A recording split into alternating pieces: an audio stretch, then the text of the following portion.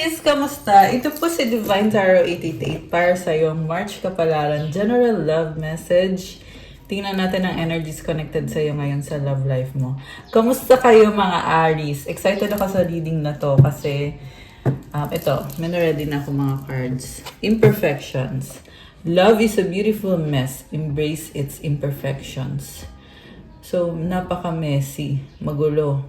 Hindi mo to napag-aralan. Parang nangyari lang.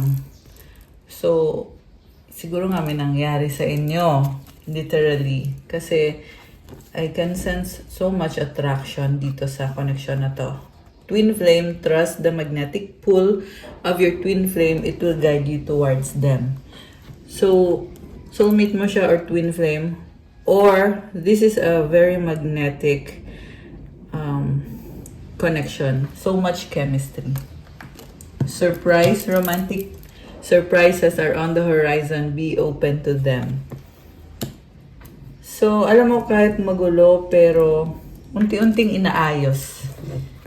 And pwedeng itong taong ito din yung makakatuluyan mo. Sa bottom of the deck, Star, your hope and optimism are a powerful love magnet for you right now. So, you are on the way to healing. Ibig sabihin, kung may traumatic na nangyari sa relationship dati, you are overcoming it. Kasi andito na yung star energy. This is healing and it's a process. At ngayon na-attract mo na itong twin flame mo. So, siguro magugulat ka na lang kasi things are working out. Meron din dito, dati hindi nag-workout, pero ngayon, yes, nag-workout ngayon. Or ikaw mismo nagugulat ka sa sarili mo kung bakit nafe-feel mo ngayon na gusto mong buksan yung puso mo para sa taong ito. Long distance, love knows no distance. It transcends time and space. So kahit LDR kayo, pero andyan talaga yung pagmamahal. At may pinagsamahan na kayo. Wedding, take your relationship to the next level one step at a time. So, sinasabi dito, napakadami niyong pinagdaanan. May mga ups and downs. Ayan. Padaanin natin yung motor. So, yun na nga, may mga ups and downs pero sa dulo, sa kasalan din ng tuloy. And, mukhang merong magta-travel. Kasi merong motor na dumaan during the reading and medyo intense yung sound na yon. So, ibig sabihin, this is a reconciliation, reconnection with the past person na ito na nga yung taong makakatuluyan mo or at least magre-reconcile kayo. Anticipation, embrace the sweet anticipation of love's arrival in your life. It's coming. Parang nafe-feel mo naman din may mga signs na magkakaroon ng reconnection sa inyo. True love, a deep and enduring connection going beyond superficial attraction.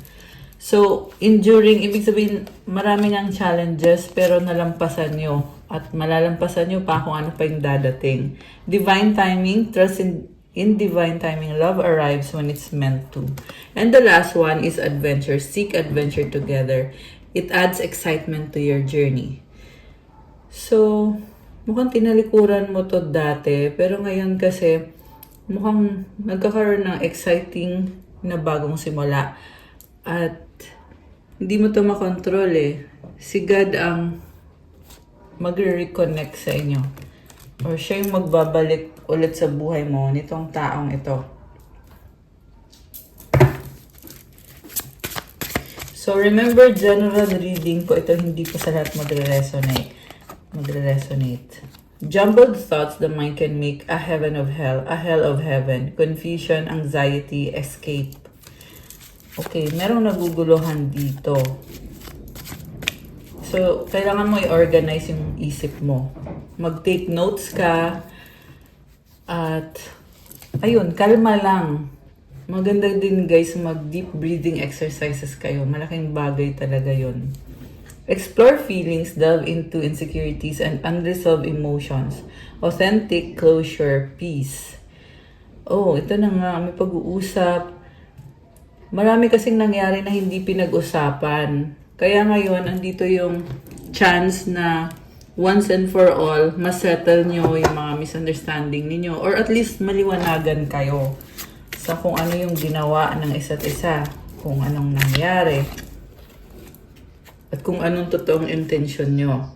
Relentless craving. Addiction is a prison disguised as freedom, consumed, eroding habits. Alam mo itong person na to, nagkaroon siya ng mga bad habits, ng mga addictions. At hindi mo siya mapigilan. Okay, anong susunod? Have courage, stop hiding, show up, and let yourself be seen. Fear, vulnerability, growth. So, hindi niya nga maharap yung mga problems niya.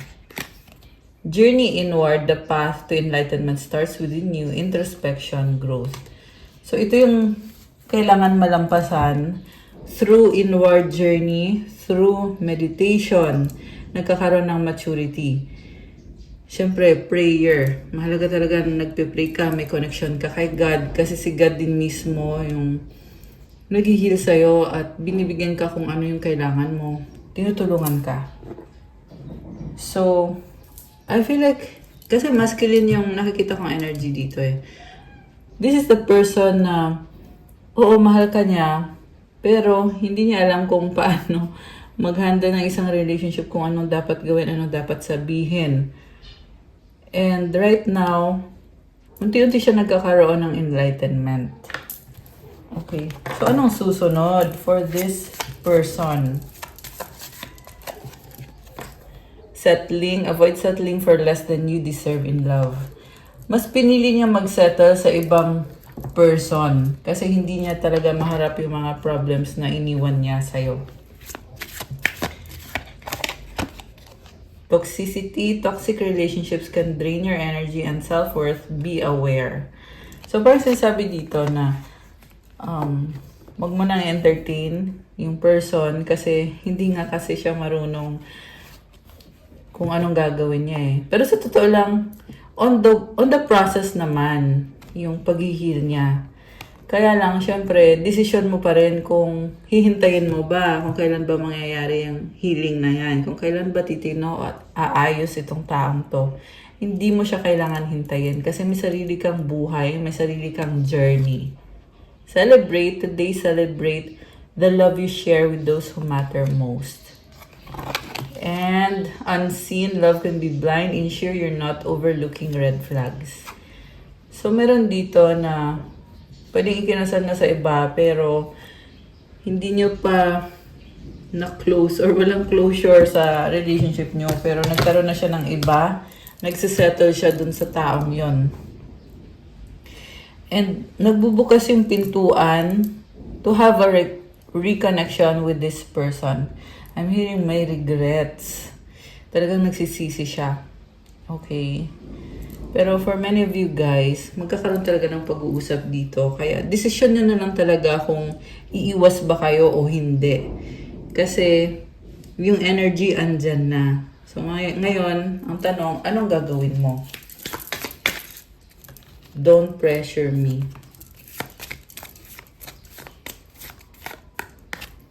I wish we could be together, but it's complicated. I need some more time before I can come to you. So, avoidant yung nakikita ko dito. Gusto kanya makasama, makita, pero mukhang meron na ngang bago. At kaya siya umiiwas kasi feeling niya pinipressure mo siya. Or kahit hindi mo siya pinipressure, syempre, nasasaktan niya na yon kung talagang hindi pa niya kayang harapin, it will come off as pressure. Parang ikaw pa yung mali. Acceptance is the key to inner peace. At times, we must accept things as they are. There's no point trying to change that which is beyond our control. So, Aries, sinasabi sa'yo na kailangan mong tanggapin ang mga bagay-bagay para magkaroon ka ng inner peace. Para maging panatag ang loob mo. Kasi may mga bagay na ganun na talaga yon. Hindi na kailangan baguhin. Hindi na din naman pwedeng baguhin. Wala na ding point para baguhin kasi nga hindi mo din naman makokontrol. Alam nyo kasi guys, yung acceptance tsaka yung forgiveness, ikaw din mismo yung tinutulungan pag tinanggap mo yung isang sitwasyon na hindi ka na nagagalit. So, gagaan yung pakiramdam mo. Transformation occurs through acceptance. Once you accept the current situation, it will automatically transform. So again, tungkol na naman sa acceptance to at sa tiwala. So ang trust na sinasabi dito is trust kay God. Kasi pag may trust ka kay God, siya na mismo, babaguhin niya yung sitwasyon para sa'yo, para hindi mo naisipin, para maging mas magaan ang buhay mo, mas ma-enjoy mo yung life mo, at yung privacy mo. One more. Okay. The past is now behind you. Release it and embrace new possibilities. A new path is now available to you. Follow it with faith. So, kalimutan na daw. Meron kasi dito parang bumabalik yung past. So, sinasabi, kahit bumalik pa yung past, hindi naman kailangan na balikan mo din yung tao o yung sitwasyon. Lalo na, at alam mo na din naman kung ano yung mangyayari. So, i-release mo. Yan ang sabi dito kailangan mo yung i-release. At, mag-focus ka sa bagong landas na nagbubukas. Have faith in God. Again, kailangan mong ipagdasal yan. Kasi the more na nagpipray ka, the more din na nabibiyayaan ka and things are going in your favor. Gusto mo lumabas ng isang card na to. Transformation. Your relationship with one another is about to deepen. Love conquers and transforms all things. So, pwedeng mag-usap, pwedeng magkaroon ng forgiveness, acceptance, kasi transformation process to So, for some people, malaking tulong din yung magkaroon ng communication, to once and for all, magkaroon ng closure. Okay, so decision nyo lang talaga, guys. Tingnan natin from the tarot. Alisin ko muna tong mga cards dito. Ayan. So, tingnan natin kung ano bang mensahe ibibigay for Alice. The Chariot. Oh my gosh. Baka may kadikang Cancer. 9 of Swords. King of Cups. 4 of Wands. King of Pentacles. Lahat ng signs andito, merong air signs, water signs, fire signs, and earth signs. So really, this can be any sign. May person dito na binabalansa niya yung mga bagay-bagay. So, hindi mapakali yung isip niya, gulong-gulo. Kasi, mahal ka nitong taong to. With the King of Cups and the 4 of Wands, committed siya. Pero sa dulo, King of Pentacles, parang sobrang serious to the point na hindi na niya in-enjoy yung life niya. Kasi this is also someone na kinikim-kim niya yung mga nararamdaman niya. At nagpo-focus lang talaga sa kung ano yung mahalaga, kung ano yung practical. Baka ito ay earth sign, Capricorn, Taurus, Virgo. This can be any sign naman talaga. So, hanging at feeling niya walang closure dito. Ace of Cups. Okay. Oh my gosh. May bagong simula. So, marami siyang natutunan. Sobrang emosyonal na bagong simula. Natatanaw niya kung anong susunod. Nagkakaroon siya ng pag-asa. So, kung dati binaliwala ka, ngayon, gusto niyang bumawi. With the Chariot energy, ang bilis na energy. So, pwedeng mabibigla ka na lang na bigla tong magta-travel, makikipagkita sa'yo, makikipag-usap. Mukhang ipapaliwanag niya sa'yo na problemado siya sa career or finances niya. Pero at the same time, isa ka sa priority niya kasi committed siya sa'yo.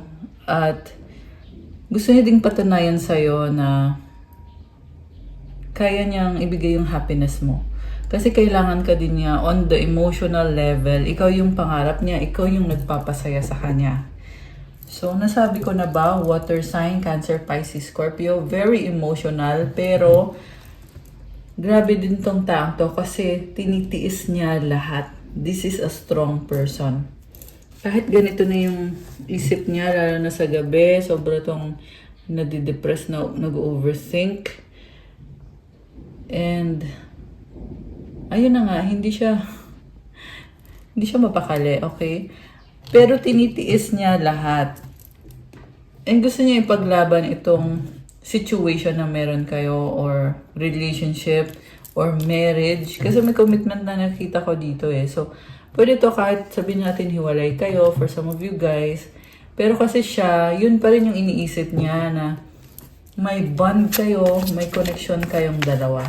Sobrang halaga nun para sa kanya. So, nag-iisip siya ng practical na mga paraan kung paano kanya kakausapin, paano kanya pupuntahan. Ngayon, nasa planning stage siya. Again, like I said, may bagong simula kasi dito. The World card and the Three of Cups is here. So, ending of a cycle, mukhang niloko ka nga nito sa past kasi galing siya sa ibang relationship. Tapos ngayon, tinapos na yung relationship na yon at babalik naman siya ngayon sa'yo. Pero, very sincere din naman yung nakikita ko. Okay? I'm hearing na pinagpalit ka sa iba. So, sorry to say. Yun kasi yung naririnig ko. Kailangan ko lang sabihin. And, King of Swords sa bottom of the deck is Six of Pentacles. May responsibilidad siya or may pagkakautang siya na kailangan niyang asikasuhin.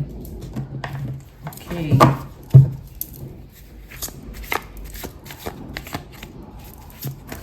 So, anong susunod? King of Wands. Hindi siya susuko. Magta-try siya ulit sa'yo at alam mo, very fiery and passionate ng energy. Three of Wands. This is definitely a fire sign. Aries, Leo, or Sagittarius. May hinihintay lang siyang go signal. Tapos, gora na to. Magpaparamdam na sa'yo to. Pero guys, ito nga yung nakaka-suspicious or nakakagulat kasi this is the kind of person na nawala tapos biglang ang bilis ng pagbabalik niya. And nanggaling siya sa isang koneksyon tapos lilipat na naman sa bagong koneksyon. Kaya ikaw nagdududa ka kung magsistay ba yan sa life mo or baka pagkatapos niyan sa iba na naman siya or lilipat na naman siya. With this Three of Wands, may iba-ibang taong naiisip din niya or pinoproblema din niya. Maparaan kasi tong taong to eh, kaya kaya niya lusutan lahat. So, kunyari, may iba pa siyang person, di ba? So, syempre, magpapaliwanag siya kung ano-ano sasabihin niya, gagawin niya para lang makaiwas. Tapos ngayon, kasi ikaw naman yung gusto niya i-pursue. So, pwede din niyang gawin sa'yo yun na magdadahilan lang siya para makaalis ulit. Okay? Pero, kung tatanong mo kung sincere siya sa'yo, sa ngayon, masasabi ko naman na oo, sincere naman siya. Kaya lang, yung ngayong mahirap dito sa taong to kasi hindi mo masasabi kung hanggang kailan or to what extent na sincere siya sa'yo. Ano bang kaya niyang patunayan, kaya niyang gawin. Kasi, hindi ka naman naghahanap lang ng panandaliang connection, but syempre yung deserve mo is yung lifetime na partnership or relationship, di ba? Na mamahalin mo siya at ganun din siya sa'yo. Mamahalin ka din niya habang buhay, di ba? So, Ace of Pentacles and the High Priestess. Two of Swords. So, gusto niyang mag-risk. Pero, nagdadalawang isip. Okay? Pwedeng baliktad, pwedeng ikaw to na gustong mag-take a shot. Kasi, you are telepathically connected. Malakas ang intuition mo eh. And then, the Wheel of the Year. So, bagong-bago tong energy na to. Kumbaga, umikot yung gulong ng kapalaran. And hindi mo din in-expect na ganito yung mararamdaman mo. Okay. Queen of Wands. Oh my gosh. Ayan no, so ito yung kamatch ni King of Wands. Very charming, very attractive. So, gusto ka niya eh. Parehong fire sign. Although, pwede to sa Sun, Moon, Rising, or Venus. Okay, wala akong masabi guys. Kasi, nakikita niya na maunawaan niyo yung isa't isa. So, nag-a-adjust siya sa'yo, ikaw ganun ka din sa kanya. And Two of Pentacles, binabalanse nyo, may nakikita kong maraming pag-uusap. Ace of Swords, eventually, decision will be made, pero may ending din kasi dito eh. Ayan, may ending, may bagong simula ulit. Okay? I feel like it's a cycle of ending and new beginning. Paulit-ulit. So, I'm hearing na ganun talaga yung buhay. Okay? So, mag-adjust ka sa mga pagbabago. Temperance. Okay? Meron dito masyadong mabait. Ace of Wands and the Hangman. Knight of Pentacles. Namimiss ka, sobra kang namimiss. Nakakaloka siya. So, very romantic ng feelings niya sa'yo. Gusto ka niyang makita, makasama. So, magkalayo kayo eh. May distance. LDR. Okay, tingnan natin. Anong pinaka-outcome dito sa connection na to? For Aries, 10 of Pentacles. So, oh, money. The Emperor. Okay, definitely, sobra kang swerte sa career mo, sa finances. Very stable.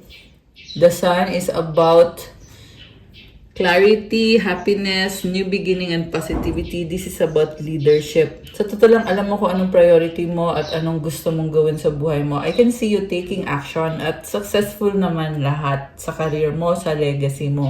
Also, may baby dito na inaalagaan mo. So, not necessarily na bata. Pwede kasi itong baby na project or, bagong project na kagaya ng baby, syempre inaalagaan mo. So, unti-unti nag-grow kung ano man itong inaalagaan mo. And tingnan mo, lumaki na yung baby, di ba? So, nakikita mo na yung bunga ng pinaghirapan mo. Dumaan ka din sa, I'm hearing Calvario. Ayan, yun yung narinig ko eh. Marami kang isinakripisyo dito, Aries. Pero ngayon, binibless ka. So, ang gagawin mo na lang talaga ay magpasalamat. Kasi, sinagot yung mga kahilingan mo at dasal mo. The Fool and the Three of Swords. Okay, merong mabilis na energy dito na sobrang overwhelming and emotional. Okay, mukhang meron kang hinihintay and I'm hearing it's a blessing in disguise. So, kung ano man itong hinihintay mo na sobra kang nasaktan, huwag kang mag-alala kasi may dahilan yan. Kung bakit yan inalis sa buhay mo, may kapalit yan na blessing na higit pa sa wini-wish mong blessing. Okay. Ito naman yung advice for Aries. Feelings, emotions want to be felt. You really can't surrender something until you deeply feel it. Allow me, dear divine, to offer all emotions to you, feeling them fully so they no longer hold me captive. Lately, nagiging emotional ka. Or meron talagang nangyari dito kaya sobrang heavy ng emotions mo. Pero ang message sa'yo dito is i-offer mo yan kay God, i-surrender mo yan sa Kanya, at para maalis na yan. Okay? So, huwag kang mag-attach sa mga feelings na yan. Kung negative feelings yan, kailangan mong bitawan. Being enough, the innermost heart says you are enough. Nowhere to go, nothing to get, nothing to change. No need to grow more deserving. You, yes, you are love. Sapat ka na, wala ka nang hahanapin pa. Mukhang pagod ka. Pero, be confident sa sarili mo kasi you have done well. Nasa point ka na ng buhay mo na sapat ka na. At nasa sayo din ang love. Ayan. Okay guys, that's all for your March Kapalaran Aries. Please like, comment, subscribe, hit the notification bell. Kung kailangan nyo ng gabay, kung nag-resonate kayo at kailangan nyo ng more information, pwede kayong magpa-private reading. Message nyo ako sa Viber or sa WhatsApp. Nasa description box pa yung contact details ko. I-click nyo po dyan. And check out my Instagram if you want to start your crystals journey. Marami at iba-iba po yung crystals. Meron to mga mantras and special prayers and rituals na ginagawa to really help you sa energy mo. To heal you, give you good energy at para maalis yung bigat, kakalma ka at ipoprotect ka. So, alagang-alaga ko itong mga crystals na to, guys. At nagre-recommend ako kung ano yung bagay sa'yo. Depende sa Chinese zodiac mo. Depende sa birthday mo.